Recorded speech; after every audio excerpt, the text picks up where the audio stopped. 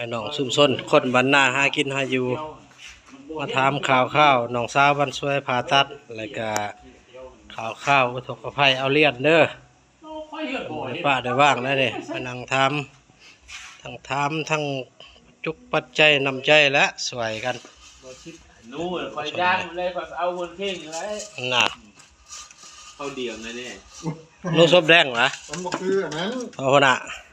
ว่านู่นนู่คอยเฮ็ดเหี่ยวชนิดไหลแหละเอาไปให้มันเดียวนะเดี๋ยวนี้แผลมันเลยไหลอันนั้นธรรมชาติมันกินใบอ้อใบอาหารโอ้แซ่บขาวสูงบ่นูน่ะมันกินนั่นบ่นูอยู่พนซานขาวสูงบ่นูเคยจำส้มแดงได้มันนูส้มแดงนูเพิ่นนะมันกัดอันแข็งเอามาให้พ่อนนท์แหน่จะมันมีรู้มากินนมไล่กันเอามาให้พ่อนนท์แหน่จะคู่นึงนูสดบ้านเฮ็ดบักไหล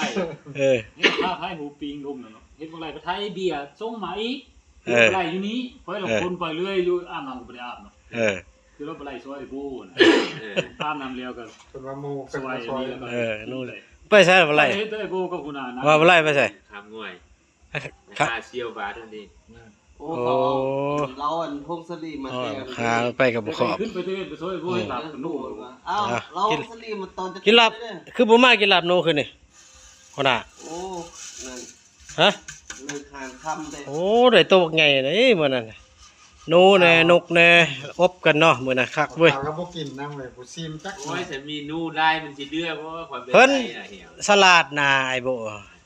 มีดไหนอันก้าวน้องกินข้าวแล้วต้นน้องบ่ทันกินข้าวคอยได้ผักนูหั่นเห็นน้องกินข้าวแล้วปุ๊บล้างมือจวกๆปั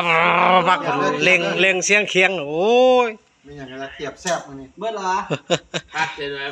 วันอื่นมันล้างขอยแล้วไปดูล้างหลังถวยบัดนี้คันเห็นน้องล้างมือแล้วจอบอยู่ในโปงเอี่ยมเพิ่นนั่นได้เห็นน้องล้างมือว่ามันอิ่มข้าวแล้วเล็งเคียงแล้วบัดตับไปสิกินน้ำเจ้ามันบ่แม่นใจ